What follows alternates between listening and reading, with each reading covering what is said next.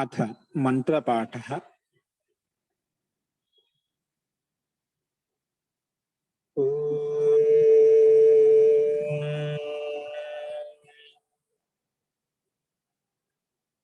सहनाववतु सहनौ भुनक्तु सह वीर्यं करवावहै तेजस्विनावधीतमस्तु मा विद्विषावहै।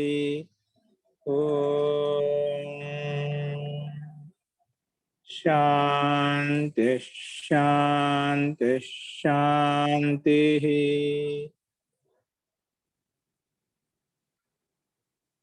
सर्वेभ्यो नमः। अंदरिकी नमस्कारम अंडी। మనము తత్పురుష సమాస ప్రకారం చెప్పుకుంటున్నాము. అందులో నిన్న అభ్యాసం 47లో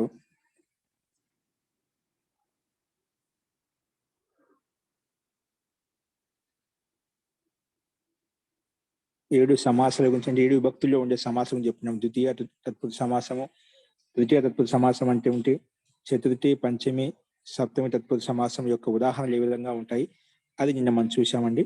ఇప్పుడు ఈ తత్పురుష సమాసానికి సంబంధించి ఏవైతే సమాసాలు ఉన్నాయో ద్వితీయ, తృతీయ, వాటిని ఉపయోగించి, ఇంకా శబ్దకోశాన్ని ఉపయోగించి, సుధాతును ఉపయోగించి వాక్యాలు ఎలా ఉంటాయి ఈరోజు చూద్దామండి. ఈరోజు సంస్కృత వాక్యాలు రాసుకోండి. మీకు స్లైడ్ మీద నీటికి కనిపిస్తున్నాయి, చూసి రాసుకోండి. ముందుగా సంస్కృత వాక్యాలు. ఇవి సంస్కృత వాక్యాలు మనం చెప్పుకున్నాం. మనః శబ్దాన్ని ఉపయోగించి, మనస్ శబ్దానికి సమానంగా వాక్యాలు ఉంటాయి. మన శబ్దాన్ని ఉపయోగించి, మనః, మనసి, మనాంసి నపుంసకలింగం కాబట్టి అది ఒకసారి చూసుకొని అది కూడా దగ్గర పెట్టుకునే రూపము, ఎందుకంటే దాన్ని బట్టి రూపాలు ఉపయోగిస్తాము. చూడండి, మొట్టమొదటి వాక్యం మనసి ఈశ్వరః. మనసి ఈశ్వరం చింతయ. ఈశ్వరం, ఇక్కడ ఈ అనేది విసర్గం పడింది, స్లైడ్ మీద ఎదుగుతుందో దాన్ని ఈశ్వరం రాసుకోండి. ఈశ్వరం దీర్ఘీకారము, అది స్పెల్లింగ్ మిస్టేక్ అయిపోయింది. మనసి ఈశ్వరం చింతయ. మనసి ఈశ్వరం చింతయ. మనసులో ఈశ్వరుని స్మరించు, ఆలోచించు అని అర్థము. చింతయ అంటే చింతన చేయంటే ఆలోచించు అని అర్థం. మనసి అంటే మనస్సులో, ఇది సప్తమి విభక్తి ఏకవచనం. మనస్ శబ్దానికి సప్తమి విభక్తి ఏకవచనం వచ్చింది. సప్తమి విభక్తి ఏకవచనంలో మనసి వస్తుందంట. మనసి ఈశ్వరం చింతయ, మనసులో ఈశ్వరుని చింతించు అంటే ఆలోచించు. నెక్స్ట్ చేతసా.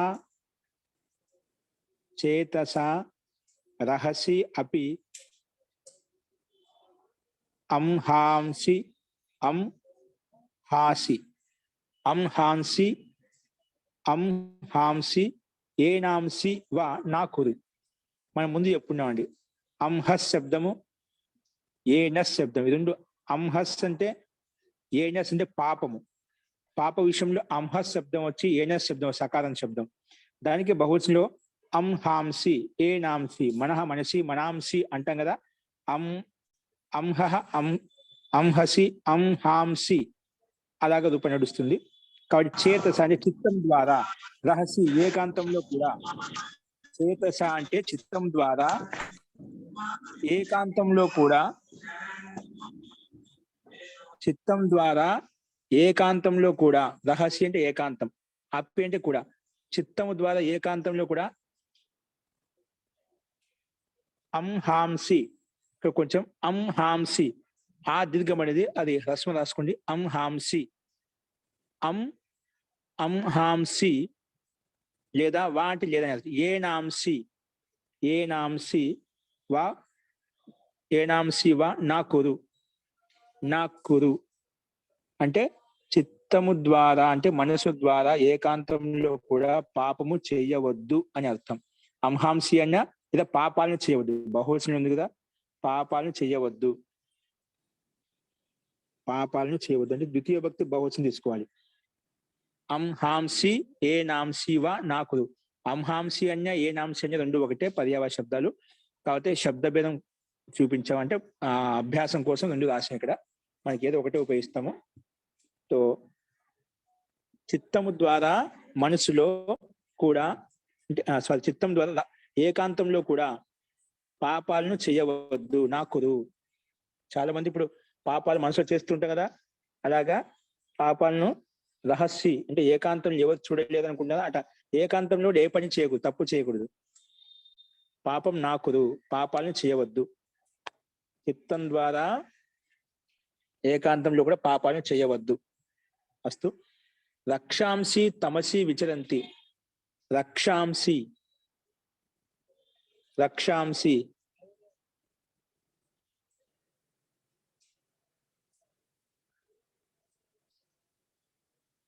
రక్షాంసి ప్రథమ విభక్తి బహువచనం అండి. రక్షస్ మనః మనసి మనాంసి, రక్షస్ రక్షసి రక్షాంసి అంటే రాక్షసులు తమసి అంధకారంలో విచరంతి విచరిస్తారు, విచరిస్తున్నారు రాయండి.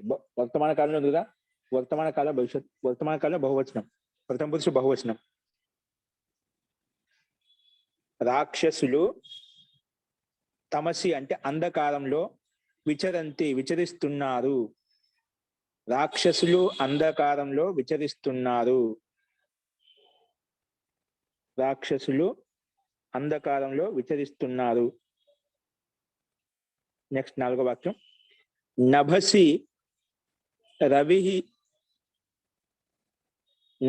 రవి తేజోభి జ్యోతిర్భి చ ప్రకాశతే. నభసి అంటే ఆకాశంలో, రవి అంటే ఇక్కడ హ్రస్వం ఉండాలి, దీర్ఘం వచ్చేది ఇక్కడ. రవి హ్రస్వం పెట్టుకుని రవి అంటే సూర్యుడు, తేజోభి కిరణముల ద్వారా, జ్యోతిర్భి ఇంకా జ్యోతుల ద్వారా అంటే ఇప్పుడు నక్షత్రాలు మెరుస్తూ ఉంటారా, అలాంటి జ్యోతి తీసుకోవచ్చు. తేజోభి అంటే తేజస్సు ద్వారా, జ్యోతిభి అంటే కిరణముల ద్వారా, లేదంటే ఇంకా కిరణముల ద్వారా ప్రకాశతే ప్రకాశిస్తున్నాడు. ఎవరు? రవి అంటే సూర్యుడు తేజస్సు ద్వారా, కిరణముల ద్వారా, ఇంకా కిరణముల ద్వారా, జ్యోతిష్ అంటే ప్రకాశం ద్వారా. తేజోభి అంటే తేజముల ద్వారా అంటే ప్రకాశవంతముల ద్వారా, కిరణముల ద్వారా ప్రకాశిస్తున్నాడు అని అర్థం. ఆకాశంలో సూర్యుడు, గురుగారు ఆకాశంలో సూర్యుడు కిరణాల ద్వారా ఇంకా తేజోవంతంగా ప్రకాశిస్తున్నాడు. పర్లేదండి, తేజోభి బహువచనం తీసుకోవాలి కదా, తేజోవంతంగా కాకుండా మనం బహువచనంలో అర్థం తీసుకోవాలి. కాబట్టి తేజోవంతం అంటే ఆయన యొక్క ప్రకాశం భిన్న భిన్న రూపాలుగా భిన్న తేజోవంతంగా అనిపిస్తుంది. సూర్యుని యొక్క రూపం అనేది తేజోవంతంగా తేజస్సుల ద్వారా అంటే భిన్న ఇప్పుడు కిరణాలు, సప్త కిరణాలు ఉంటాయి కదా, భిన్న రంగులు ఉంటాయి. మన ఒక్కోసారి ఆకాశంలో అవి సప్త కిరణాలు ఎప్పుడైనా ఒకసారి వస్తూ ఉంటుంది అన్నమాట. దాన్ని ఏమంటారు అన్ని ఇంద్రధనుస్సు అలాగే ఓకే అండి. ఇంద్రధనుస్సు ఆ రకంగా మనకు దాంట్లో భిన్న రంగులు ఉంటాయి, భిన్న వర్ణాలు ఉంటాయి అన్నమాట. తేజోవంతంగా ఇంకా కిరణాలతోటి ప్రకాశిస్తున్నాడు అని అంటారు. ఇంకా కిరణాలతో ప్రకాశిస్తున్నాడు. అస్తు. నెక్స్ట్. యౌవనే ఛందాంసి పఠ. చూడండి, యౌవనే ఛందాంసి పఠ. యవ్వన కాలంలో ఛందాంసి వేదాలను చదువు. వృద్ధావస్థలో కాదు. మనం ఏదైనా విద్యను అభ్యసించాలంటే బాల్యావస్థలోనే విద్యను అభ్యసించుకోవాలి. యవ్వన కాలంలోనే ఛందాంసి అంటే వేదాలను, పఠ చదువు. యవ్వన కాలంలోనే చదువుకోవాలంటే ఏదైనా విద్యాభ్యాసం అయితే యవ్వన కాలంలో అయిపోవాలి. వృద్ధావస్థలో మనం చదివినా కూడా మనకి ఏమవుతుందంటే అంత యవ్వనావస్థలో ఎంత స్ఫూర్తి, శక్తి, సామర్థ్యం ఉంటుందో అంత మనం సంపాదించలేము. అలా అని చెప్పి ఎవరు చేయలేని కాదు. వాళ్ళు యవ్వనావస్థలో ఉండే శక్తి, సామర్థ్యము వృద్ధావస్థలో అంత మనం సహకరించదు అన్నమాట. శరీరం సహకరించదు, శక్తి సహకరించదు, అంత ఉండదు. కాబట్టి ఏం చేస్తే విద్యాభ్యాసం యవ్వన కాలంలో చేయి. యవ్వన కాలంలో బాగా విద్యను అభ్యసించినప్పుడు ఇది 10 మందికి ఉపయోగపడుతుంది. అస్తు. యవ్వనే ఛందాంసి పఠ. యవ్వన కాలంలో ఛందాస్సు అంటే వేదాలను చదువు. నెక్స్ట్. హవి అగ్నౌ జుహుధి. హవి అంటే హవన సామాగ్రి. హవి అంటే హవన సామాగ్రి. దాంట్లో అగ్నిలో వేసేటువంటి హోమకుండంలో వేసిన పదార్థాలు అంటే ఔషధమైన పదార్థములు. అగ్నౌ జుహుది, అగ్నిలో ఆహుతి ఇవ్వు. హవిహి అగ్నౌ జుహుది, హవిస్సును అంటే హవన సామాగ్రిని అగ్నౌ అగ్నిలో జుహుది ఆహుతి ఇవ్వు. గురువు గారు ఇందాక జ్యోతిష్ శబ్దానికి నక్షత్రములు అన్న అర్థం కూడా చెప్పారండి. జీ జ్యోతి నక్షత్రాలు లేదా తార అని చెప్పాం కదా. కిరణాలు అంటే ఏమిటి? కిరణాలు కూడా చెప్పుకోవచ్చు, లేదా నక్షత్రాలు కూడా చెప్పుకోవచ్చు. తేజోభి తేజస్సుల ద్వారా, లేదా నక్షత్రముల ద్వారా, లేదా కిరణాల ద్వారా. సో జ్యోతి అని కిరణాలకు తీసుకునే సందర్భాన్ని బట్టి నక్షత్రం తీసుకుని నక్షత్రార్థంలో కూడా ఉపయోగించుకుంటారు. చాలా చోట్ల ప్రయోగం ఉంది. ఓకే, సో తేజో కిరణముల ద్వారా, లేదంటే నక్షత్రముల ద్వారా, నక్షత్రం నుండి తార నక్షత్రం ద్వారా ఉండే ప్రకాశంతో ప్రకాశిస్తున్నాడని చెప్పి మనం రాసుకోవచ్చు. అస్తు. సో హవిహి హవన సామగ్రి అగ్నో జుహుది, అగ్నిలో వేస్తున్నాడు, అర్పిస్తున్నాడు, సమర్పిస్తున్నాడు ఏం రాసుకోవచ్చు. జుహుదిహి జుహుది జుహుది. నెక్స్ట్ బాల్యేచ వయసి, బాల్యే ఇంకా బాల్యకాలంలో, వయసి ఇంకా వయసులో, సర్పి భక్ష్య, సర్పి నెయ్యి తిను, సర్పి నెయ్యి. బాల్యావస్థలో వయస్సులో ఉన్నప్పుడు బాగా నెయ్యి తినాలి. అది శరీరానికి బలాన్ని ఇస్తుంది. ఇక్కడ మన సైడ్ భారతదేశం, మన దక్షిణ భారతదేశంలో అసలు నెయ్యి అంటే తినదు. దాన్ని చూసినా కూడా, వేసుకున్నా కూడా ఏదో వాసన చూసినట్టుగా కొంచెం వేసుకుంటారు. చాలా తక్కువగా ఉపయోగిస్తారు. ఏదో వేయాలంటట్టుగా ఏదో సంప్రదాయం కదా అన్నట్టుగా వేస్తూ ఉంటారు. కానీ వయసులో ఉన్న వాళ్ళ పిల్లలు బాగా తింటే శరీరంలో పుష్టి బలం వస్తుందండి. ఓకే, బాల్యే అని చెప్పి ఎక్కువ తినడం మొదలు పెట్టొద్దండి. అది చాలా గరిష్టంగా ఉంటుంది. యవనావస్థ బాల్యవస్థ, ఎందుకంటే ఆ యవనావస్థ బాల్యవస్థ బాగా ఏదో ఒకటి బాల్యావస్థలో పిల్లలు బాగా తిరుగుతుంటారు, పరిగెత్తుంటారు, వాళ్ళకి అదిగించుకుంటారు. వయసులో ఉన్న వాళ్ళు ఏదో పని చేస్తుంటే వృత్తిలో ఉంటే వాళ్ళు అదిగించుకుంటారు. వృద్ధావస్థలో ఉన్న వాళ్ళంతా తినడం మొదలు పెట్టామనుకోండి, గరిష్టంగా అంత అజీర్ణం అయిపోతుంది. మళ్ళా అంటే కష్టపడే వ్యక్తి బాగా తినొచ్చు, ఖాళీగా ఉండామనుకో అదిగించుకుంటూ ఉండాలన్నమాట. ఏంటంటే మనకు ఇబ్బంది అవుతుంది. అందుకే వయసులో ఉండేవాళ్ళు పిల్లలు బాగా తినచ్చు, బాగా కష్టపడాలి. ఖాళీ కూర్చున్న వాళ్ళు తింటేనే ఇబ్బంది పడతాం. ఇంకోటి ఏంటంటే మనకెళ్ళి ఎందుకు తినదంటే అది గరిష్టమైంది కాబట్టి, పనిచేసే వాళ్ళు తినచ్చు, ఇబ్బంది లేదు. మనకెళ్ళి కొంచెం ఉష్ణ వాతావరణం, మనకెళ్ళి ఉత్తర భారతదేశంలో అక్కడ అయితే అంత ఉష్ణత ఉండదు అన్నమాట. ఉంటుంది కానీ శీతలత్వం ఎక్కువగా ఉంటుంది కాబట్టి అక్కడ వాళ్ళు ఎక్కువగా అదిగించుకుంటారు. అంటే ప్రకృతి యొక్క వాతావరణమే బాడీలో జఠరాగ్ని తేజవంతంగా చేస్తుంది. కానీ మన సైడు స్వాభావికంగా ఉష్ణత ఎక్కువగా ఉండటం వల్ల మనకు అది అంత సహకరించామంట. అందుకే కొంచెం వాతావరణం బట్టి వాళ్ళు గరిష్ట పదార్థాలు ఎక్కడ ఏవి వస్తువులు ఎక్కడ ఉన్నాలో అదే రకంగా మనకు ఈ భిన్న ప్రాంతాల్లో భిన్నలో ధాన్యాలు ఏవైతే ఉన్నాయో, అందుకే ఉత్తర భారతదేశంలో చపాతీలు ఎక్కువ తింటూ ఉంటారు అనమాట. గోధుమలు ఎక్కువ తింటుంటారు. మనకెళ్ళి బియ్యం ఎక్కువ తింటుంటాం. చావాలంటే బియ్యం ఎక్కువగా తింటుంటాం. ఎందుకంటే శీతలత్వం ఉంటుంది, చల్లదనం ఉంటుంది దీంట్లో. అక్కడ గోధుమల్లో ఉష్ణత ఉంటుంది, అంటే అది గరిష్టమైంది కాబట్టి కొంచెం అక్కడ ఉండే వాతావరణానికి అది ఆ భోజనం సెట్ అవుతుంది అన్నమాట. అందుకే ఒక్కొక్క ప్రాంతాన్ని బట్టి ఒక్కొక్క అక్కడ ఉండే అన్నాది పదార్థాలు ఉత్పన్నం అవుతూ ఉంటాయన్నమాట. ఒక్కొక్కటి ఒకటి ప్రాధాన్యత ఉంటుందన్నమాట. అంటే అక్కడ ఉండే వాతావరణానికి, అక్కడ ఉండే పరిస్థితిని బట్టి అక్కడ ఆ వస్తువులు ఉత్పన్నం అవుతూ ఉంటాయి. అస్తు. మొత్తానికి ఇంకా బాల్యంలో వయసులో నెయ్యి తిను, సర్పి భక్ష్య నెయ్యి తిను. నెక్స్ట్ సమస్త పదాలు వస్తున్నాయి సత్పురుష సమాసానికి. శివభక్త రాజపురుష మూర్తి పూజాం కరోతి. శివభక్త రాజపురుష శబ్దం పెట్టుకోక లేదు. శివభక్త రాజపురుష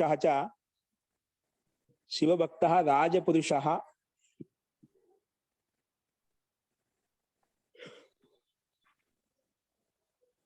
రాజపూజాం మూర్తి పూజాం కరోతి. శివభక్తుడు రాజపురుషుడు మూర్తి పూజను చేస్తున్నాడు. మూర్తి పూజాం కరోతి, మూర్తి పూజను చేస్తున్నాడు. అంటే మూర్తికి పూజ చేస్తున్నాడు, ప్రతిమాకి పూజ చేస్తున్నాడు అని అర్థం. నెక్స్ట్ రామః యజ్ఞార్థం సోమం సోమస్య రసం వా శృణోతి. శృణోతు, అశృణోత్, శృణుయాత్, శోష్యతి వా. రామః అంటే రాముడు, యజ్ఞార్థం యజ్ఞం కోసం రాముడు యజ్ఞం కోసం సోమం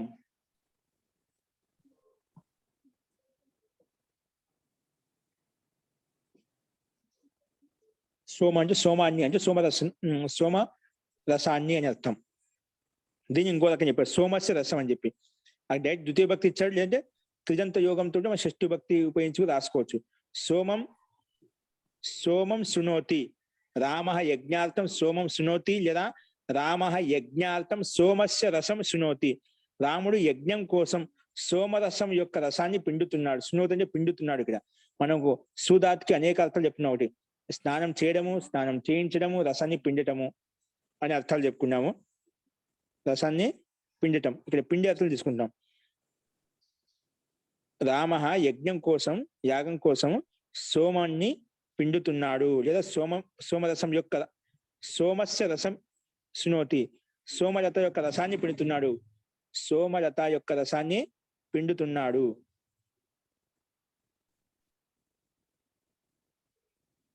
శృణోతు పిండాలి, శృణోతు అంటే పిండాలి, శృణోతు అంటే పిండాలి.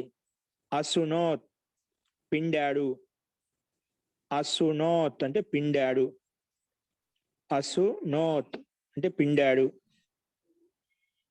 నెక్స్ట్ శృణుయాత్, శృణుయాత్ పిండాలి, శృణుయాత్ అంటే పిండాలి.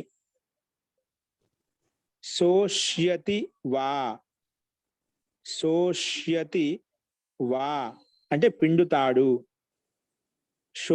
శోష్యతి వా అంటే పిండుతాడు.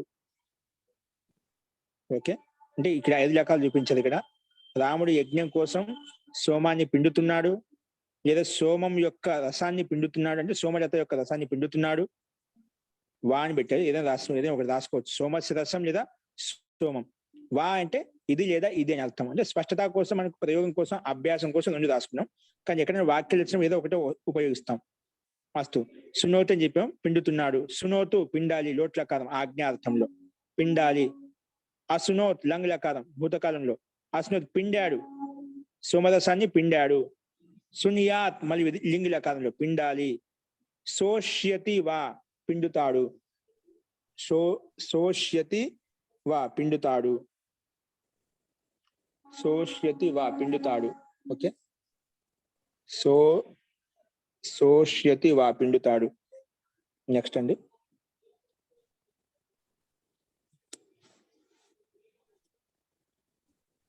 కృష్ణ ప్రాతః శృణుతే. ఇక్కడ ఆత్మపద రూపాలు చూపించాడు, అంటే అర్థం అదే విధంగా ఉంటుంది, కేవలం రూపంలో తేడా. అది పైది పరస్మయ పదం, కింది ఆత్మీయ పదం, అదే తేడా రాసుకుని. కృష్ణ ప్రాతః శృణుతే. శృణుతే ఏం తీసుకోవాలి మనం? స్నానం చేస్తున్న ప్రాతః శృణుతే. ప్రాతకాలం చేసినాం, ప్రాతకాలం స్నానం చేస్తాం, స్నానం చేయిస్తాం, అదే కదా. రసాన్ని పిండుతున్నా అంటే మనకి కర్మపదం లేదు కాబట్టి మనం దానికి అపేక్ష స్నానం చేయడం తీసుకోవడం ఉత్తమంగా ఉంటుంది. ఓకే, కర్మపదం ఉంటే మనం పిండుతున్నాడు అర్థం తీసుకోవచ్చు. సామాన్యంగా స్నానం చేస్తున్నాడు, చేయిస్తున్నాడు అర్థం తీసుకోవచ్చు. 2 అర్థాలు ఉన్నాయి కాబట్టి సందర్భాన్ని బట్టి మనం తీసుకుంటాం. కృష్ణ ప్రాతః స్మృతే, ప్రాతః స్నానం చేస్తున్నాడు. శృణుతాం చెయ్యాలి, లోట్లకార్ ఏకవచనం అండి, ఆజ్ఞార్థం. శృణుతాం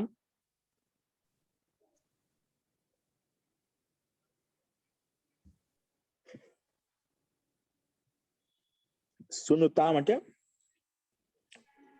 స్నానం చెయ్యాలి. అసునుత స్నానం చేశాడు, అసునుత చేశాడు చేయించాడు, ఏదైనా తీసుకోండి, చేశాడు లేదా చేయించాడు.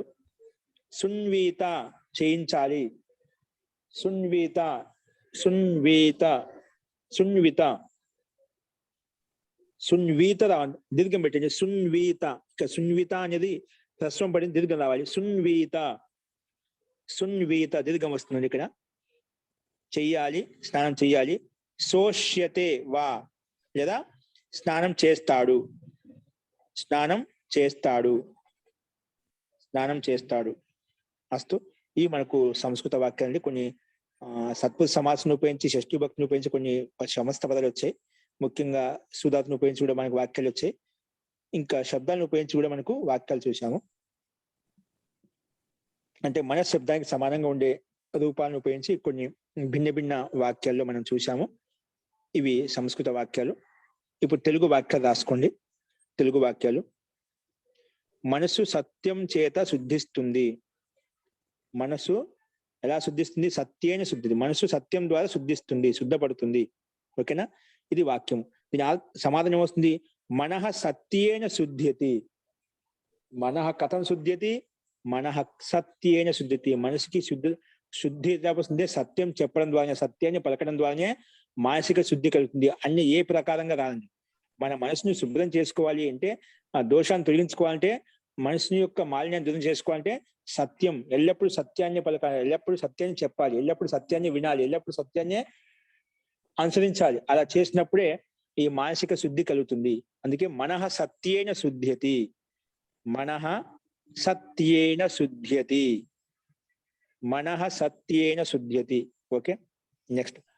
హృదయంలో ఈశ్వరుని యొక్క ధ్యానం చెయ్యి. హృదయంలో ఈశ్వరుని యొక్క ధ్యానం చెయ్యి. ఇక్కడ మనం సమాసం చేయొచ్చండి. ఏం చేయొచ్చు? హృదయే ఈశ్వరస్య ధ్యానం అని మొదలుగితే, ఈశ్వర ధ్యానం కురు. ఈశ్వర ధ్యానం కురు. ఈశ్వర ధ్యానం కురు. దీన్ని సమాసం చేసామనుకో, విగ్రహవాక్యం చేసామండి, ఈశ్వరస్య ధ్యానం కురు, అలా పెట్టుకోవచ్చు. ఓకేనా? హృదయే అంటే హృదయంలో, ఈశ్వరస్య ధ్యానం కురు, ఈశ్వరుని యొక్క ధ్యానము చెయ్యి. ఈశ్వరస్య ధ్యానం, ధ్యానమును చెయ్యి. అదే సమస్త పదం పెట్టుకున్నాం అనుకోండి, ఈశ్వర ధ్యానం కురు. మనసులో ఈశ్వర ధ్యానం, ఈశ్వరుని యొక్క ధ్యానం చెయ్యి. ఈశ్వర ధ్యానం కురు అని అర్థం వస్తుంది. ఈశ్వర ధ్యానం కురు. నెక్స్ట్. రాత్రిలో అంధకారము అన్ని వైపులా వ్యాపిస్తుంది. నిశాయాం,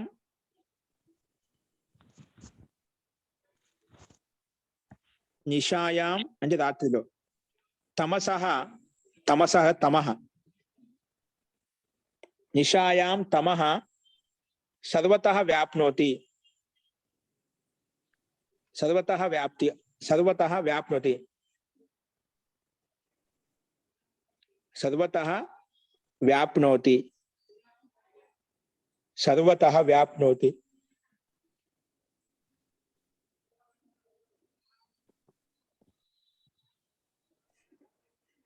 ఓకే అండి. నెక్స్ట్ వాక్యం. నిశాయాం తమః సర్వతః వ్యాప్నోతి, లేదా సర్వత్ర వ్యాప్నోతి. సర్వతః వ్యాప్నోతి లేదా అన్ని వైపు నుంచి, లేదా పరితః వ్యాప్నోతి, నాలుగు వైపులా వ్యాపిస్తుంది. లేదా సర్వత్ర వ్యాప్నోతి, అన్ని వైపులా వ్యాపిస్తుంది. సర్వతః వ్యాప్నోతి లేదా అలా రాసుకోవచ్చు.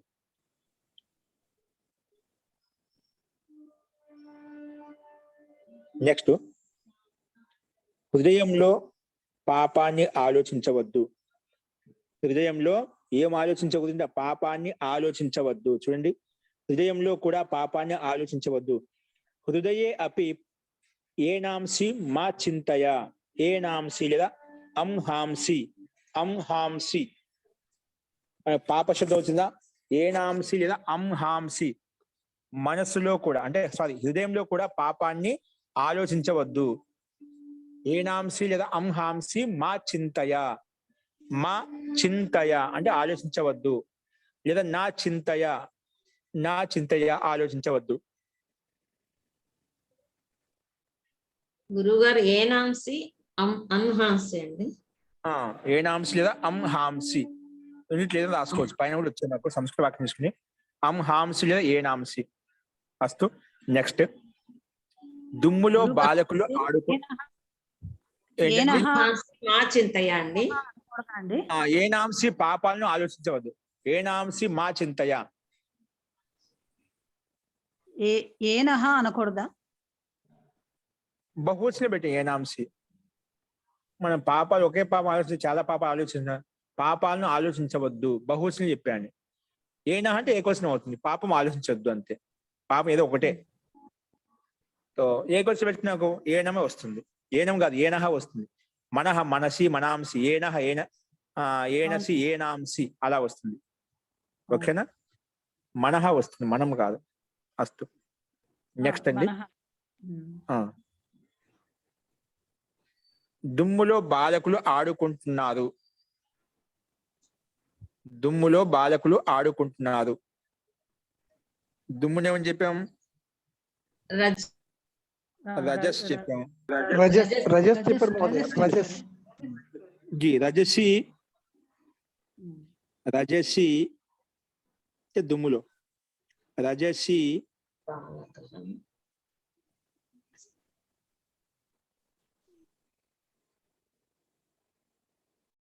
రజసి మా క్రీడ. రజసి బాలకులు ఆడుకుంటున్నారు. బాలకాహ క్రీడంతి. రజసి బాలకాహ క్రీడంతి. బాలకులు. రజసి బాలకాహ క్రీడంతి. రజసి బాలకాహ క్రీడంతి. రజసి బాలకాహ క్రీడంతి.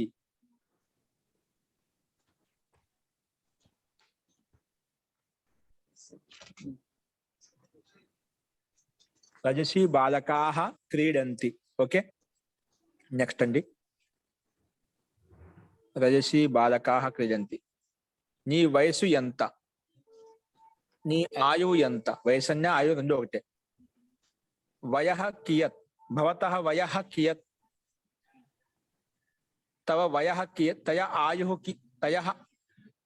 ఆయుః కియత్ ఏంటి అలా రాసుకోవచ్చు. ఈ రెండు ఒకటే కాబట్టి భిన్న భిన్నంగా చూపించాను. నీ వయసు ఎంత అంటే నీ ఆయువు ఎంత, రెండు ఒకటే.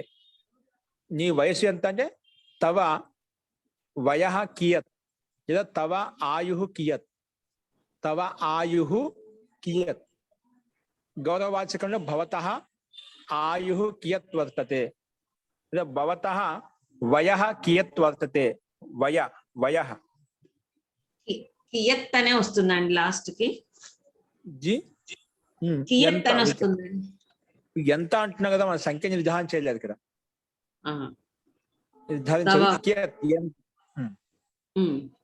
తవ వయః లేకపోతే ఆయుః కియత్. కియత్ ఎంత? రాక్షసులు అంధకారంలో తిరుగుతున్నారు.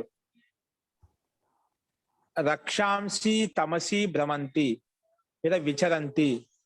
రక్షాంసి తమసి విచరంతి లేదా భ్రమంతి.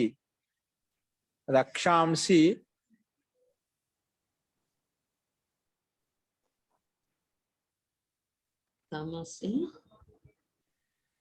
రక్షాంసి అంటే రాక్షసులు, తమసి అంటే అంధకారంలో. విచరంతి తిరుగుతున్నారు. విచరంతి తిరుగుతున్నారు.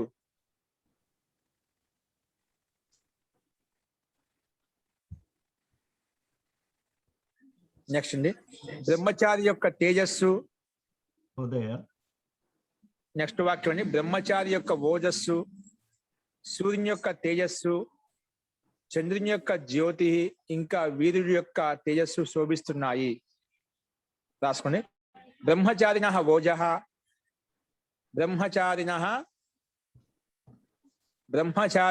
ఓజః. సూర్యస్య తేజః.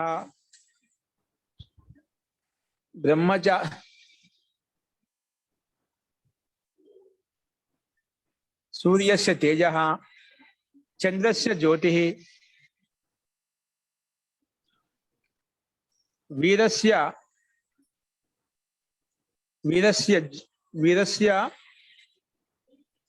తేజః శోభంతే.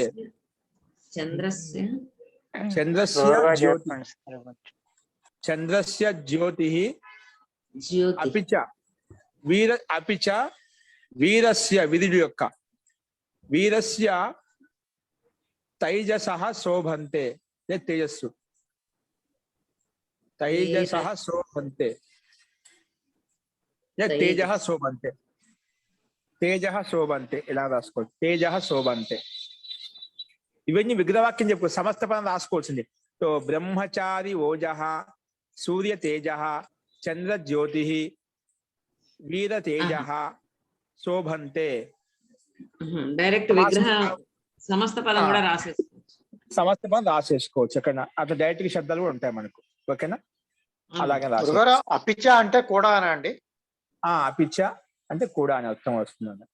ఇంకా అంటే ఉత్తి కూడా అపిచ్చ ఇంకా ఇంకా అని అంటాం కదా. ఇంకా కూడా ఏంటి వీర వీర తేజ శోభతే, శోభంతే బహుశా చాలా అనుకుంటేనా వివక్షాన్ని విధంగా చాలా అనుకుంటేనా శోభంతే లేదా శోభతే.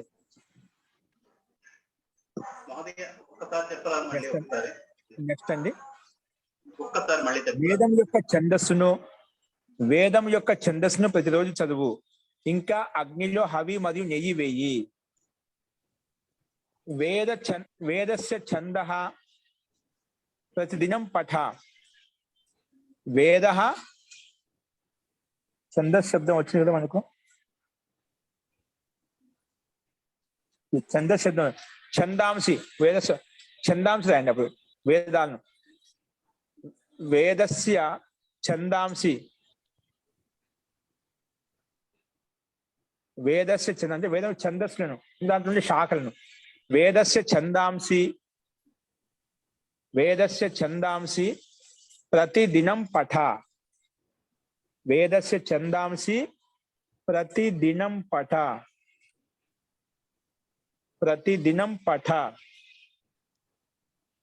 వేదస్య ఛందాంసి ప్రతిదినం పఠ. వేదస్య ఛందాంసి ప్రతిదినం పఠ.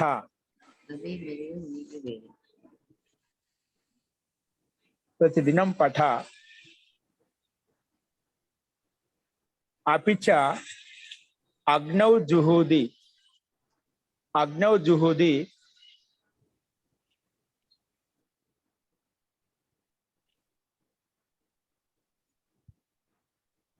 అగ్నౌ అగ్నౌ అవిహి సర్పిహి జుహూది రాయండి. అపిచ అగ్నౌ హవిహి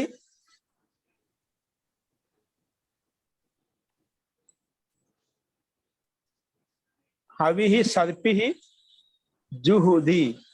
అగ్నౌ హవిహి సర్పిహి జుహూది. అగ్నౌ అగ్నిలో హవిని నెయ్యిని వెయ్యి. జుహూది జుహూది. అగ్నౌ హవిహి అగ్నౌ హవిహి సర్పిహి జుహూది. ఈశ్వర భక్తుడు, నెక్స్ట్ వాక్యం, ఈశ్వర భక్తుడు పాపాలతో భయపడుచున్నాడు. ఈశ్వర భక్తుడు పాపాలతో భయపడుచున్నాడు. ఈశ్వర భక్త ఏనసా బిభేతి. ఏనసా బిభేతి తృతీయ భక్తి ఏకవచనం. పాపంతో పాపాలతో ఏనాం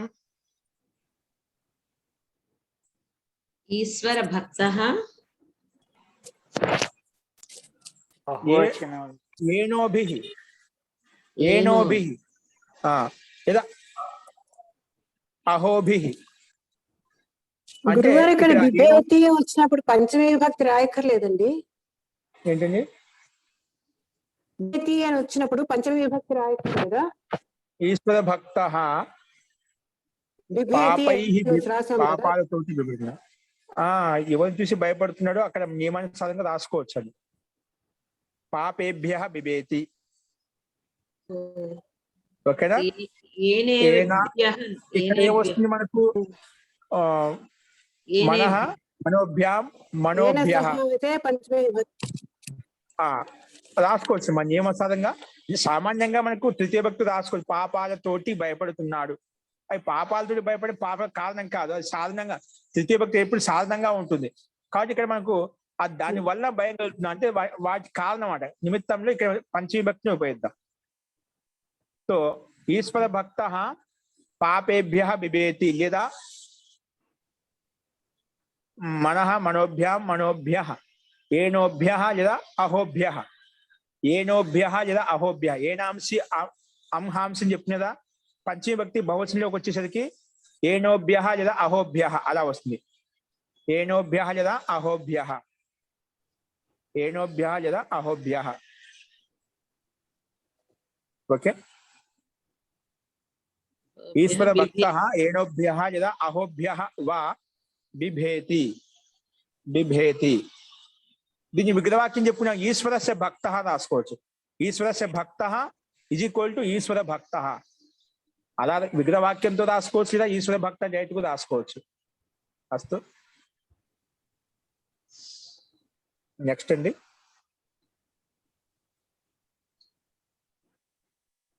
ఏకాంతంలో కూడా పాపము చెయ్యకు, లేదా చెయ్యవద్దు. ఉండట్లేదు, ఏదైనా ఒకటే. రహసి అపి ఏనాంసి మా కురు. రహసి అపి ఏనాంసి లేదా అంహాంసి మా కురు. మా కురు, మా కురు నీటి రాసుకోండి. రహసి అపి ఏనాంసి అంహాంసి మా కురు. నెక్స్ట్ వాక్యం అండి. విద్యా విహీన మనిషి అంటే విద్య లేని మనిషి పాపంతో యుక్తమవుతాడు. విద్యా విహీన అంటే విద్యా విహీనుడు, అంటే విద్యా విహీన మనిషి అంటే విద్య లేని మనిషి. విద్యా విహీన మనిషి చేస్తాడు, పాపంతో యుక్తుడవుతాడు. అది కరెక్టే కదా. విద్య లేకపోతే ఏదో పాపాలు చేస్తూ ఉంటాం అంట మనం. విద్యా విహీన పాపై యుక్తో భవతి లేదా పాపయుక్త భవతి. పాపయుక్త భవతి.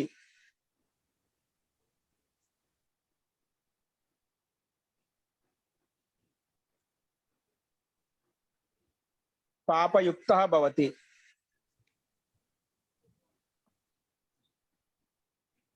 లేదా పాపయుక్త అని డైరెక్ట్ రాస కలిపి సంవత్సరం చెప్పాను అంటే పాపేణ యుక్త భవతి, లేదా ఏనసా యుక్త భవతి, లేదా అంహసా యుక్త భవతి.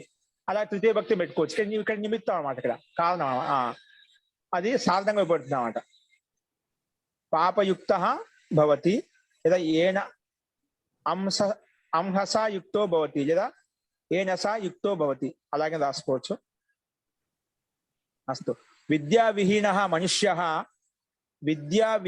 మనుష్య మనిషి శబ్దంలో ఉంది కదా. విద్యా విహీన మనుష్య ఏనసా యుక్తో భవతి, ఏనసా యుక్తో భవతి లేదా అంహసా యుక్తో భవతి లేదా పాపయుక్తో భవతి. డైరెక్ట్ గా పాపయుక్తో భవతి, పాపంతో యుక్తుడవుతాడు. నెక్స్ట్ వాక్యం అండి. రెండు కళ్ళతో చూడు, రెండు కళ్ళతో చూడు, రెండు కళ్ళతో చూడు.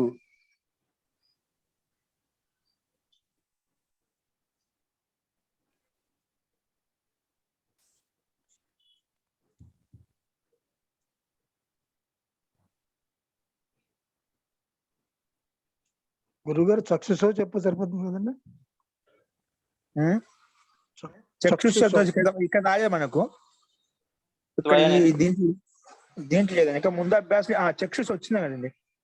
చక్షుష్ శబ్దం శబ్ద కోసం ఇచ్చాను. మనః మనసి చక్షుంసి, మనః మనసి చక్షుసి చక్షుంసి. ఇక్కడ రెండు కళ్ళు కదా, కళ్ళతో చూడు అని చెప్ప. రెండు కళ్ళతో చూడు. చక్షుంసి చక్షుంసి పశ్య అంటే కళ్ళతో. చక్షుంసి పశ్య, సరే చక్షుంసి చక్షుసి. మనః మనసి మనాంసి, మనః మనసి మనాంసి. అట్లాగా చక్షు చక్షుసి చక్షుంసి అలా వస్తుంది. చక్షు చక్షుసి. ఇక్కడ ద్వితీయ భక్తి ద్వివచనం తీసుకోండి. ఏంటి ద్వితీయ విభక్తి ద్వివచనం. చక్షుంసి పశ్య, రెండు కళ్ళతో చూడు. చక్షుంసి పశ్య.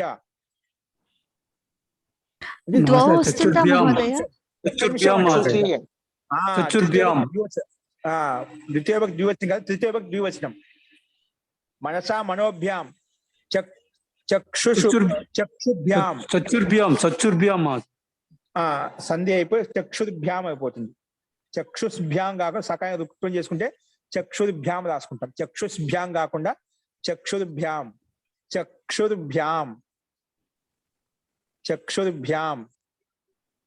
లేదా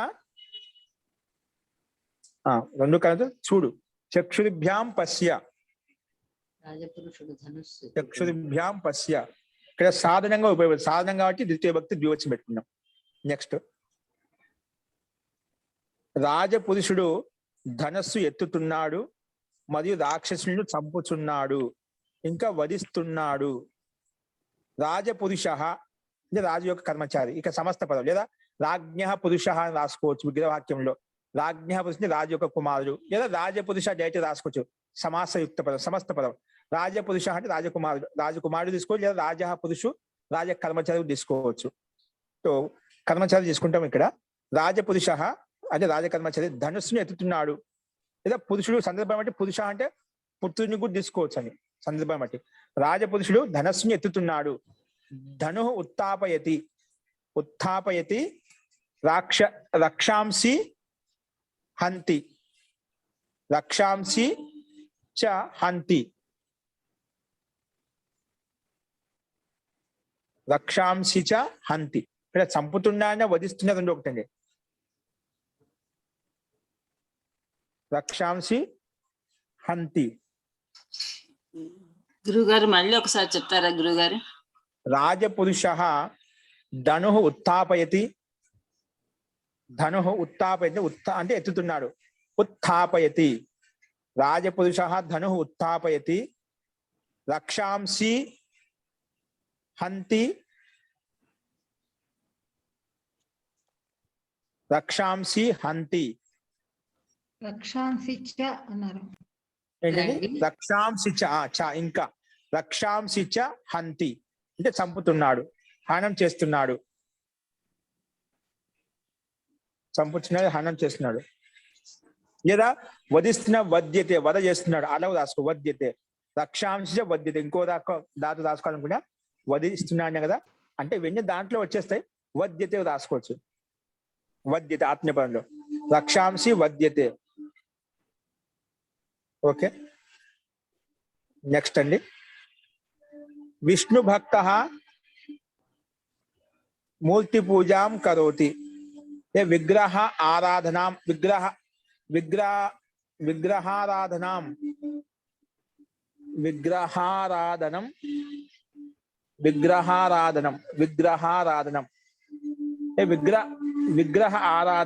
విగ్రహారాధనం అవుతుంది.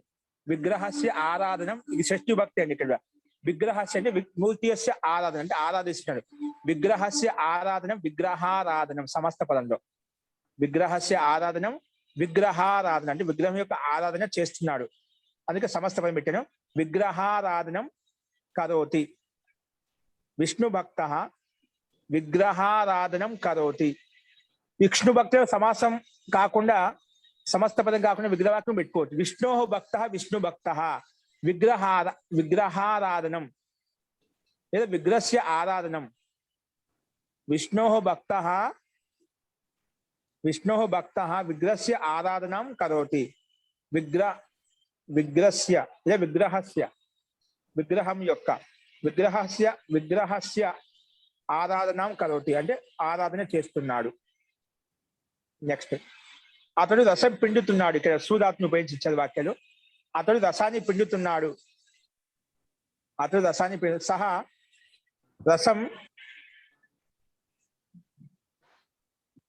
రసం రాయాల్సిన సును డైరెక్ట్ రాసేసు. సహా సునోతి,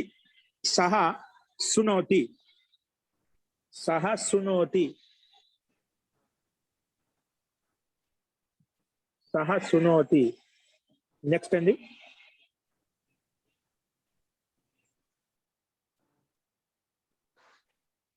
నీవు కూడా సోమరసాన్ని తీయి.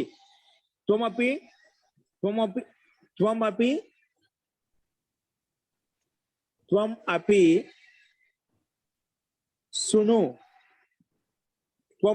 సును అంటే తీయి అని అర్థం. సోమరసాన్ని తీయి అని అర్థం వస్తుంది. త్వమపి సును అంటే సోమరసాన్ని తీయి. సును అంటే శ్రీను అని కాదు. శ్రీను అంటే విను అని, అది శ్రీను, ఇది సును. ఆ దంత సకారం అది కదా తాళ ఆకారం, కానీ దానికి తేడా తెలుసుకో. సును అంటే ఇక్కడ తీయి అని అర్థం. త్వం అపి నీవు కూడా, త్వం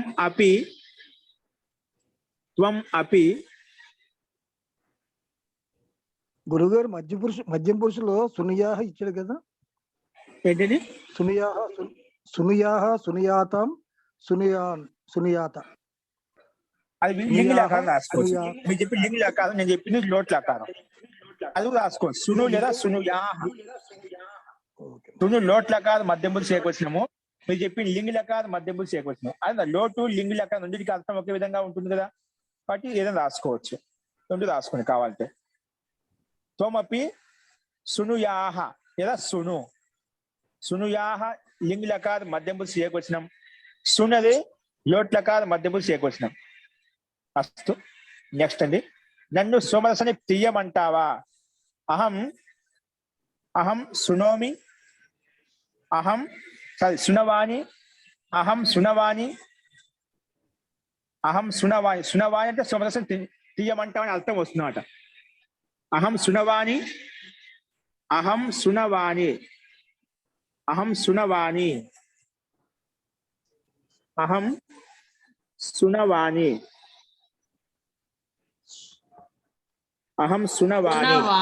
సునవాణి అంతేనండి. సునవాణి అహం సునవాణి అహం సోమరసం రాయాలండి. సునవాణి. నెక్స్ట్ అండి, సోమరసం రాయాలా సార్? ఏంటండి? మాము ఉండాలేమో. మాము సోమరసం. మాము కదా మహోదయ. అహం అంటే నేను కదా మహోదయ. మాము కదా. మాం సునవాని. ఇక్కడ నేను అడుగుతున్నా అన్నమాట, పదవి తీసుకున్నా. మామ కర్మ పదం కాకుండా సామాన్యంగా నేను ఒక గురువుని అడుగుతున్నాను. అహం సునవాణి, నన్ను తీయమంటావా? నన్ను తీయమంటావా? అలా పర్మిషన్ తీసుకుంటాం కదా గురుగారు. అక్కడ సోమరసం అని రాయాలా అక్కర్లేదా? అవసరం. సునవాణి అంటే ఆ ధాతు యొక్క అర్థంలోనే, రూపంలోనే ఆ అర్థం వస్తుంది. ధాతు యొక్క అర్థమే సోమరసం పిండి అన్నమాట. అదే అర్థంలో వస్తుంది అన్నమాట. అంటే ఆ అర్థం అంతా అండర్స్టూడ్ దీంట్లో ఉందన్నమాట. Okay, first. నెక్స్ట్ అండి, అతను సోమరసాన్ని తీస్తాడు. సోమరసాన్ని రేపు తీయండి. అతను సోమరసాన్ని తీస్తాడు. సోష్యతి సహా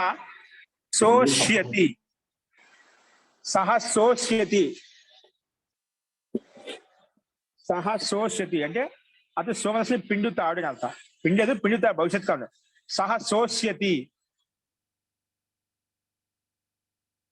ఆ పక్క తీస్తున్నాడు కూడా ఉంది. సహా సునోతి అలా వస్తుంది. పిండుతున్నాడు, సారీ, ఆ రసం పిండుతున్నాడు అన్నప్పుడు ఏమొస్తుంది? అది అయిపోయింది వాక్యం.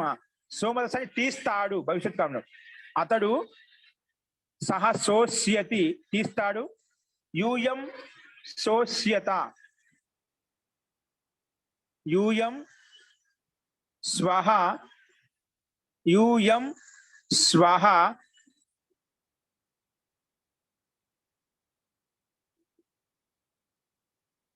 యూయం స్వహ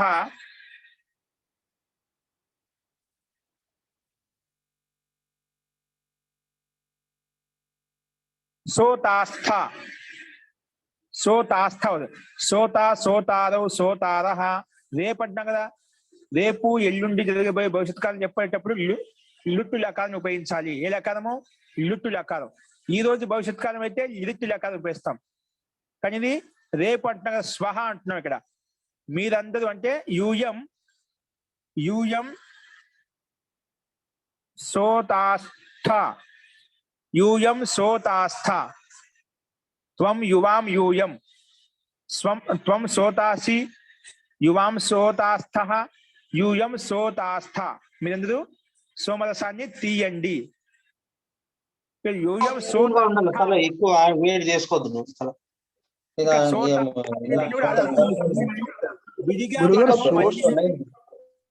విడిగా మనము స్వహ శబ్దం రాయాల్సిన అవసరం లేదు.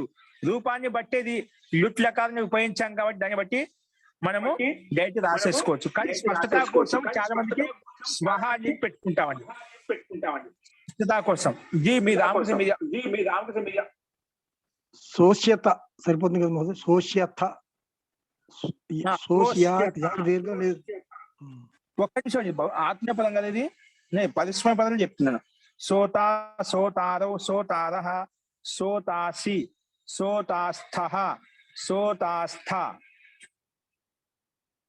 వస్తుంది. సోతాస్థ ఇది అల్పప్రాణం మహాప్రాణం అంటున్నారు మీరు. అవునండి. మహాప్రాణం అల్ప ప్రాణమా అంతే. మహాప్రాణమే అండి. సోతాస్థ మహాప్రాణము మహా- శాకి దీర్ఘం కూడా అవసరం లేదు కదా మహోదయ. అది సందేహం. సోతాస్థ సోతాస్థ దీర్ఘం. సోతాస్థ ధన్యవాదాలు. సోతాస్థ.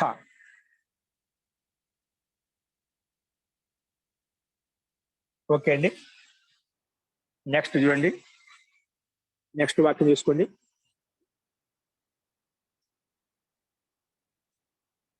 రాముడు ఈ రోజు ఉదయం సోమరసం తీశాడు. ఈ రోజు అని చెప్పాడు. అక్కడ రేపు తీస్తాడు అని చెప్పాము, ఇక్కడ ఈ రోజు తీశాడు అంటే అయిపోయింది. ఇక్కడ సోమరసం తీశాడు అని ఈ రోజు చెప్పినప్పుడు ఏ లెక్కలను ఉపయోగించాలి? ఈ రోజు జరిగిపోయిన భూతకాలం చెప్పాలంటే ఏ లెక్కలను ఉపయోగిస్తాం మనము? లంగ్ సరిపోద్ది మహోదయ. ఈ రోజు నిన్న మొన్న అన్నప్పుడు లంగ్ వస్తుంది. ఈ రోజు అంటే లుంగు రావాలి. ఓకేనా? లుంగు లెక్క ఏముంటుంది రాసుకోండి. రామః అద్య ప్రాతః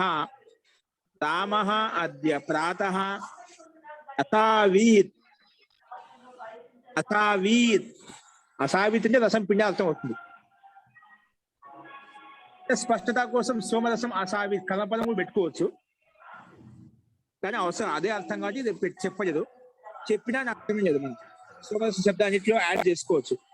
రామః అద్య ప్రాతః సోమరసం అసావీత్ పిండాడు. సోమరసం అసావీత్ అలా కూడా పెట్టుకోవచ్చు, స్పష్టత ఉంటుంది మనకు. అసావీత్ అంటే దేని నుంచి పిండుతారండి సోమరసం అంటేను? ఆ సోమ తీగ సోమ లత ఉంటుంది. ఓహో, లత నుంచి పిండుతారా? ఓకే. ఆ లత అనేది ఉంటుంది, తీగ లెక్క ఉంటుంది. మా ఇంటి తీగ లెక్క పూల మొక్క లెక్క తీగలు ఉంటాయి కొన్ని. అవునండి. ఆ తీగ ఉంటుందండి. ఆ తీగలన్నీ తీసుకుని బాగా దంచి రసాన్ని పిండుతారండి. యాగాల్లో ఉపయోగిస్తారు. అత్యంత ఉత్కృష్టమైనటువంటిది. అలాగే. సరే. నెక్స్ట్ అండి,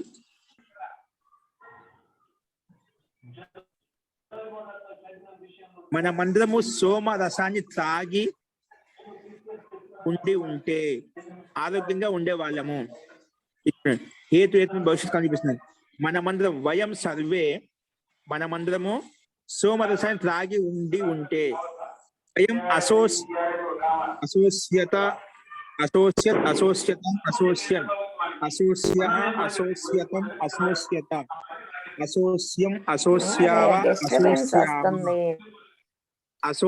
చాలా డిస్టర్బెన్స్ ఉంది గురువు గారు.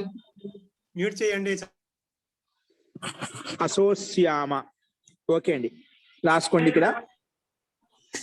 గురుగారు ఇది పిండేది కాకుండా తాగి ఉంటే అందుకే వయం అసోస్యామ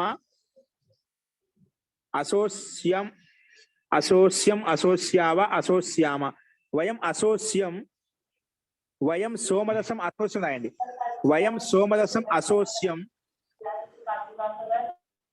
అసోస్యం అంటే పిండడం కదండి, ఇక్కడ తాగడం అని కదా ఉంది. అపాస్యామ పిండి ఉంటేనా తాగి ఉంటేనే ఇక్కడ ఉండేది? తాగి ఉంటే అపాస్యత. అప్పుడు అపాస్యత వస్తుంది. వయం సోమరసం అపాస్యామ అపాస్యత్ అపాస్యతాం అపాస్యన్ అపాస్యః అపాస్యతం అపాస్యత అపాస్యం అపాస్యావ అపాస్యామ. వయం సోమరసం అపాస్యామ తర్హి ఆరోగ్యం అభవిష్యామ. ఆరోగ్యంగా ఉండేవాళ్ళం. ఆరోగ్యం అభవిష్యామ. ఆరోగ్యం అభవిష్యామ. స్వస్థః అభవిష్యామ. స్వస్థః అభవిష్యామ. స్వస్థః అభవిష్యామ. ఓకే, నెక్స్ట్ అండి. నెక్స్ట్ వాక్యం ఏంటండి? మనమందరము సోమరసం తాగుదుముగాక. వయం సర్వే సోమరసం పిబామ. వయం సర్వే సోమరసం పిబామ పాస్యామ వస్తుంది. సూయా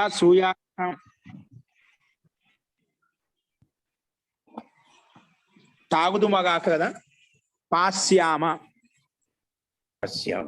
పాస్యామ.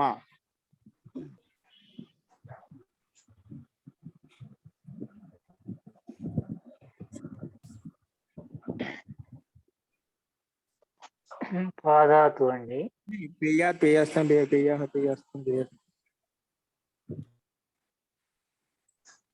వయం సర్వే పేయాస్మ రాయండి. పేయాస్మ పాస్యామ కాదు, పేయాస్మ. ఆశ్రయలింగంలో చెప్తున్నాం అండి. ఆశ్రయలింగంలో పేయాత్ వస్తుంది. పేయాత్, పేయాస్తాం, పేయాసు, పేయాహ, పేయాస్తం, పేయాస్త, పేయాసం, పేయాస్వ, పేయాస్మ అలా వస్తుంది. వయం సర్వే సోమరసం పేయాస్మ తాగుదుముగాక. పేయాస్మ, పాయాస్మ కాదు, పేయాస్మ. పేయాత్ వస్తుంది. ఆశ్రయలింగులా కాదు, ఆశీర్వాదం చెప్పాను. ఓకే అండి. నెక్స్ట్ ఇంకేమున్నాయండి? మనం సోమరసం తాగుదుముగాక. నెక్స్ట్ ఒక 3 అశుద్ధ వాక్యాలు అవి రాసుకోండి. అశుద్ధ వాక్యాలు ఇక్కడ ఏమి ఇచ్చాడు? అశుద్ధ వాక్యాల్లో మనః సత్యాత్ శుద్ధ్యతి ఇచ్చాడు. మనః సత్యం ద్వారా శుద్ధిస్తుంది. సత్యేన శుద్ధ్యతి, తృతీయ భక్తి ఏకవచనంలో ఉండాలి. మనః సత్యాత్ శుద్ధ్యతి అశుద్ధ వాక్యము. సత్యాత్ స్థానంలో సత్యేన శుద్ధ్యతి. మనః సత్యేన శుద్ధ్యతి. మన శ్లోకం మనః సత్యేన శుద్ధ్యతి విద్యా తపోభ్యాం భూతాత్మ బుద్ధి జ్ఞానేన శుద్ధ్యతి. బుద్ధి ఎలా శుద్ధిస్తుంది? జ్ఞానం ద్వారా శుద్ధిస్తుంది. మనసు ఎలా శుద్ధిస్తుంది? సత్యం ద్వారా శుద్ధిస్తుంది. విద్యా తపోభ్యాం, విద్య ద్వారా తపస్సు ద్వారా భూతాత్మ, జీవాత్మకు శుద్ధి కలుగుతుంది. ఇది శ్లోకం అండి. మన మనుస్మృతిలో, భగవద్గీతలో చాలా చోట్ల శ్లోకం చెప్తూ ఉంటాం. మనః సత్యేన శుద్ధ్యతి విద్యా తపోభ్యాం భూతాత్మ బుద్ధి జ్ఞానేన శుద్ధ్యతి. బుద్ధిని జ్ఞానం ద్వారా శుద్ధిస్తుంది. 3 పదాలు, 3 వాక్యాలు స్పష్టంగా ఉన్నాయి. మనః సత్యేన శుద్ధితి, మనస్సు సత్యం ద్వారా శుద్ధిస్తుంది.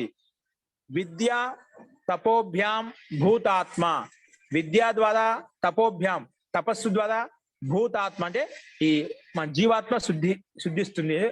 జ్ఞానశుద్ధం కలుగుతాం అన్నమాట. శుద్ధపడుతుంది అంటే ఎటువంటి దోషాలు లేకుండా శుద్ధపడుతుంది. విద్య ద్వారా, తపస్సు ద్వారా ఆత్మిక శుద్ధి కలుగుతుంది. తర్వాత 3వ వాక్యం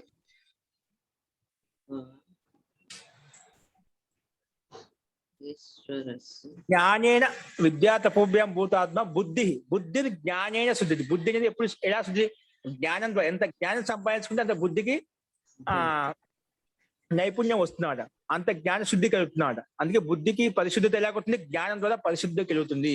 జ్ఞానం ఉంటే బుద్ధి శుద్ధపడుతుంది, లేదా అశుద్ధితో యుక్తమై ఉంటుందన్నమాట. బుద్ధి జ్ఞానేన శుద్ధ్యతి, బుద్ధి జ్ఞానేన శుద్ధ్యతి అస్తు. మనః సత్యా శుద్ధ్యతి స్థానంలో సత్యేన శుద్ధ్యతి. 2వ వాక్యం మనే చేతే వా ఈశ్వరస్య చింతయతి. మనే చేతే వా ఈశ్వరస్య చింతయతి. మనే కాదు, మనం చెప్పే మన శబ్దకి సప్తమి భక్తి ఏకవచనం ఏమొస్తుంది? మనసి. చేతస్కి చేతసి. ఇక్కడ పుల్లింగుడు రామశబ్దానికి సమానంగా చేతే మనే అని పెట్టాడు. కాబట్టి అశుద్ధం. ఏముండాలి? మనసి చేతసి వా, మనస్సులో లేదా చిత్తంలో. చేతసి చిత్తం, మనస్సులో లేదా చిత్తంలో ఈశ్వరస్య చింతయతి. ఈశ్వరస్య చింతయతి. ఈశ్వరస్య కాదు, ఈశ్వరం చింతయతి. ఈశ్వరం చింతయతి. ఈశ్వరం షష్ఠి భక్తి పెట్టారు. షష్ఠి భక్తి కాదు, అక్కడ ద్వితీయ భక్తి రావాలి. ఈశ్వరం చింతయతి. ఈశ్వరం చింతయతి. మనసి చేతసి ఈశ్వరం చింతయతి. చింతయంతి ఉంది మహోదయ. ఏంటి? చింతయంతి అంటే బహువచనం తీసుకున్నాడు. సజ్జనాహ మనసి చేతసి ఈశ్వరం చింతయంతి. అక్కడ కర్త బహువచనం పెట్టుకుంటాం.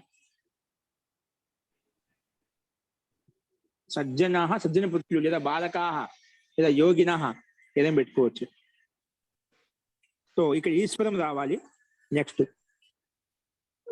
రక్షసాహ ఛందసాహ ఏనసాహ ఇచ్చాడు. సామాన్యంగా ఇచ్చాడు, కానీ మనః మనసి మనాంసి నపుంసకలింగంలో సకాలం ఎలా ఉంటే అలా రూపం ఉండాలి. ఇక్కడ తప్పిచ్చాడు బహువచనం. రక్షసాహ కాదు, రక్షాంసి అని ఉండాలి. ఛాందసహ కాదు, ఛందసాహ ఇక్కడ అలా ఉండేది అశుద్ధ వాక్యం. ఛందసాహ కాదు, ఛందాంసి, ఛందాంసి అలా ఉండాలి. ఏనసాహ కాదు, ఏనాంసి అని ఉండాలండి. ఏనాంసి ఇవి మనకు శుద్ధ వాక్యాలండి. రక్షాంసి, చందాంసి, ఏనాంసి అలాగా ఇవన్నీ ప్రథమ విభక్తి బహువచనంలో ఉండాలి, ద్వితీయ విభక్తి బహువచనం అని అర్థం చేసుకోవచ్చు. కానీ సందర్భాన్ని బట్టి ఏకవచనం ద్వివచనం అనేది అర్థమవుతుంది. సో ముఖ్యంగా శబ్దరూపం తప్పించడం ఆ శబ్దరూపం మనం చూసామండి. ఈ రకంగా అభ్యాసం 47లో ఉన్నటువంటి శబ్దకోశాన్ని ఉపయోగించి తత్పురుష సమాసాన్ని ఉపయోగించి మనము సంస్కృత వాక్యాలు తెలుగు వాక్యాలు చూసామండి. అదేవిధంగా సుధాతును ఉపయోగించి కూడా మనం పదలేఖాలను ఉపయోగించి కూడా కొన్ని ముఖ్యమైన ధాతులు చూసాము. సో ఈ రకంగా ఈ అభ్యాసం ఇంతటితో కంప్లీట్ అయిపోయింది. నెక్స్ట్ 48వ అభ్యాసంలో కర్మధార సమాసం అంటే ఏమిటి, ద్విగు సమాసం అంటే ఏమిటి అనేది అభ్యాసం 48 చెప్పుకుందాము. అస్తు. ఇంకా ఎక్కడైనా మీకు తత్పురుష సమాసం సందేహాలు ఉంటే కూడా మనం రేపు ఇంకా కొంచెం విస్తృతంగా చెప్పుకుందామంటే అది కూడా చూద్దామండి. అస్తు. జీ చెప్పండి, ఎవరైనా పిలుస్తున్నారు? ఇంకా సమాస వాక్యాలు విగ్రహ వాక్యాలు ఉన్నాయి సార్, కిందని ఒక 2 4 అక్కడ 5 6 పారాగ్రాఫుల్లో అవి కూడా చెప్పుకుందాం సార్ కొంచెం. ప్రాక్టీస్. ఇప్పుడు ఒకసారి గమనించండి, ఇక్కడ ఇక్కడ రాజ్ఞ పురుష ఉంది, ఇది విగ్రహవాక్యం ఇచ్చాడనమాట. ఏమిచ్చాడు? విగ్రహవాక్యం ఇచ్చాడు. రాజ్ఞ పురుష రాజపురుష అని కలిపి రాస్తాం. అదే ఈశ్వరస్య భక్త, ఇక్కడ విగ్రహవాక్యం ఇచ్చాడు. ఈశ్వర భక్త అని కలిపి రాస్తాం. ఇవన్నీ వచ్చాయి కదా, చెప్పలేదు. నెక్స్ట్ విద్యాయాః ఆలసః, విద్యాయాః ఆలయః కలిపితే విద్యాలయః, విద్యాయాః ఆలయః. ఇది షష్ఠి విభక్తి, అది షష్ఠి విభక్తి ఉన్నాయి. విద్యాయాః ఆలయః విద్యాలయః కలిపితే భయం ప్రాప్తః, ఇదే సమాసము. భయం ప్రాప్త ద్వితీయ తత్పురుష సమాసం. భయం ప్రాప్తః భయప్రాప్తః, భయం ప్రాప్తః, భయం అనేది ద్వితీయ భక్తిలో ఉందన్నమాట. అది సమస్త పని అవుతుంది. భయం ప్రాప్తః భయప్రాప్తః, మధ్యలో ఉండే విభక్తి వెళ్ళిపోతుంది, ద్వితీయ భక్తి వెళ్ళిపోతుంది, లోపం చేస్తాం. అదే జ్ఞానేయ శూన్య తృతీయ తత్పురుష సమాసం. జ్ఞాని విభక్తిని బట్టి మనం ఏ సమాసమో చెప్పుకోవచ్చు, ఏ తత్పురుష సమాసం అనేది తృతీయ ద్వితీయ పంచమి దాన్ని బట్టి ఐడెంటిఫై చేసుకోవాలి. అట్లే ఉంది జ్ఞానేయ శూన్య, జ్ఞాన శూన్య. కింద చూడండి, ఇక్కడ మనకు కనిపిస్తుంది స్లైడ్ మీద. జ్ఞానేన శూన్య, జ్ఞాన శూన్య, జ్ఞానేన శూన్య, జ్ఞాన శూన్య అన్ని విగ్రహాలు ఇచ్చాయి, విగ్రహ వాక్యాలు ఉన్నాయి. ఇక్కడ మనం సమాసం చేస్తున్నాం. సమాస కథ అంటే సమాసం చేయాలి. ఇప్పుడు విగ్రహ వాక్యాలు సమాసం చేస్తున్నమాట. అదే విద్యాయాః హీనః, విద్యాహీనః, విద్యాయాః హీనః, విద్యాహీనః. నెక్స్ట్ ఏకేన ఊనం, ఏ కోణం, మనకు అవన్నీ నియమాలు వచ్చేసాయి. ఏకేన ఊనం, ఒకటి తక్కువ. ఏ కోణం, ఏకా ప్లస్ ఊనం అదంటే మనం సంధి చేస్తే సమస్త పదంలో ఓ అయిపోతుంది. ఏకేన ఊనం ఏ కోణం. నెక్స్ట్ ద్విజాయ ఇదం, ద్విజాయ ఇదం ద్విజార్థం, ద్విజాయ ఇదం ద్విజార్థం సమస్త పదంలో. ఇది ఏంటండి? ద్విజార్థం అవుతుందా ఇది? ద్విజార్థం అవుతుంది. ద్విజాయ ఇదం ద్విజార్థం, ఇవన్నీ మనకు నియమాలు వచ్చేసాయి. ద్విజాయ ఇదం ద్విజార్థం. నెక్స్ట్ రోగాత్ ముక్త, రోగముక్త, రోగంతో ముక్తుడయ్యాడు. రోగాత్ ముక్త, రోగముక్త. నెక్స్ట్ విద్యాయాం నిపుణః, విద్యా నిపుణః, విద్యాయాం నిపుణః, విద్యా నిపుణః, విద్యలో నిపుణుడు. విద్యాయాం నిపుణః, విద్యా నిపుణః. ఓకేనా? విద్యాయాం నిపుణః, విద్యా నిపుణః. వచ్చేసి ఇవి విగ్రహ. ఇప్పుడు సమస్త పదాలు ఇచ్చాను. ఇక్కడ కింద ఇచ్చాడు విగ్రహ కరో అంటే విగ్రహం చేయి. సమస్త పదం సమాసం ఇచ్చాము, సమాస పదం ఇచ్చాము, సమస్త పదం ఇచ్చాము. దాని విగ్రహవాక్యం ఏమవుతుంది? పైన చెప్పిన రాజపురుష ఉంది, రాజ్ఞ పురుష. దుఃఖాతీత, ఇక్కడ పంచమి భక్తి దుఃఖాత్ అతీత. దుఃఖాత్ అంటే దుఃఖం నుండి అతీతుడు అయ్యాడు అంటే తొలగిపోయాడు. అది దుఃఖం అతీతం అయిపోయింది, లేదా నష్టం అయిపోయింది, లేదా వెళ్ళిపోయింది. దుఃఖాత్ అతీత, దుఃఖాతీత. ఖడ్గహత, ఖడ్గేన హత, ఖడ్గ తృతీయ తత్పురుష సమాసం. ఖడ్గం ద్వారా హత, చంపాడు. ఖడ్గేన హత, ఖడ్గహత, ఖడ్గేన హత, ఖడ్గహత. నెక్స్ట్ పితృతుల్య, పితుః తుల్య. సదృశాస్త్రం ఏం చెప్పాము మనము? సదృశాస్త్రంలో पित्रा तुल्यः पितुः सदृशः पितृसदृशः पितुः सदृशः पितृसदृशः नहीं पित्रा सदृशः पितृसदृशः द्वितीय भक्त समासంలో पित्रा तुल्यः पितृतुल्यः पितृतुल्य కదా ఇక్కడ पित्रा तुल्यः तृतीय तत्पुरुष समासంలో पित्रा तुल्यः पितृतुल्यः భూతాత్ బలిః భూతబలిః భూతబలి అని చెప్పుకుంటాం భూతాత్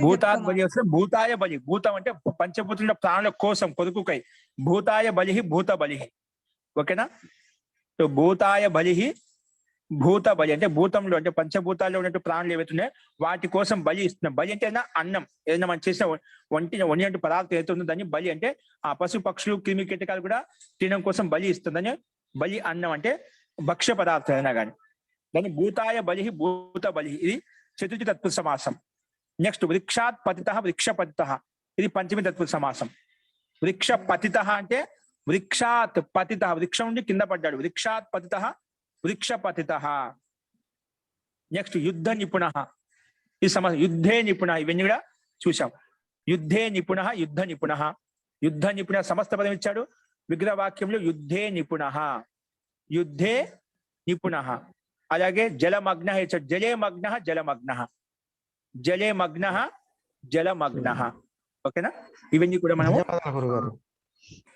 ఇవన్నీ విగ్రహవాక్యాలు కూడా మనం సమాసంలో తత్పురుష సమాసం చెప్పుకుంటా కూడా అక్కడ చూసాము వాటిని గమనించండి సో ఈ రకంగా అభ్యాసం 47లో ఉన్నటువంటి సంస్కృత వాక్యాలు తెలుగు వాక్యాలు చూసామండి తత్పురుష సమాసం ఉపయోగించి కూడా ఎలా ఉంటాయి వాక్యాలు ఏ విధంగా ఉంటాయి అని చెప్పి కూడా దాన్ని గమనించాము అస్తు ఈ రకంగా ఈ అభ్యాసం ఇంతటితో కంప్లీట్ అయిపోయింది రేపు కర్మధార సమాసం అంటే ఏంటి ద్విగు సమాసం అంటే ఏంటి అది రేపు 48వ అభ్యాసంలో చూద్దామండి అస్తు మంత్రపాఠ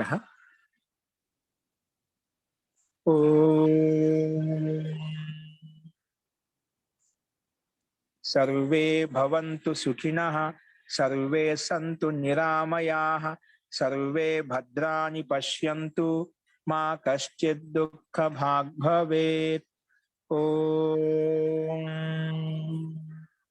शान्ति शान्ति शान्तिः సర్వేభ్యో నమః అందరికీ నమస్కారం అండి ధన్యవాదాలండి గురువు గారు ధన్యవాదాలు మహోదయ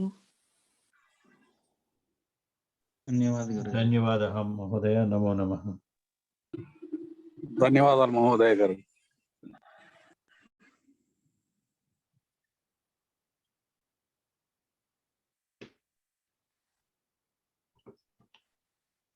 ఓకే అండి అస్తు సర్వేభ్యో నమః సర్వేషాం శుభరాత్రి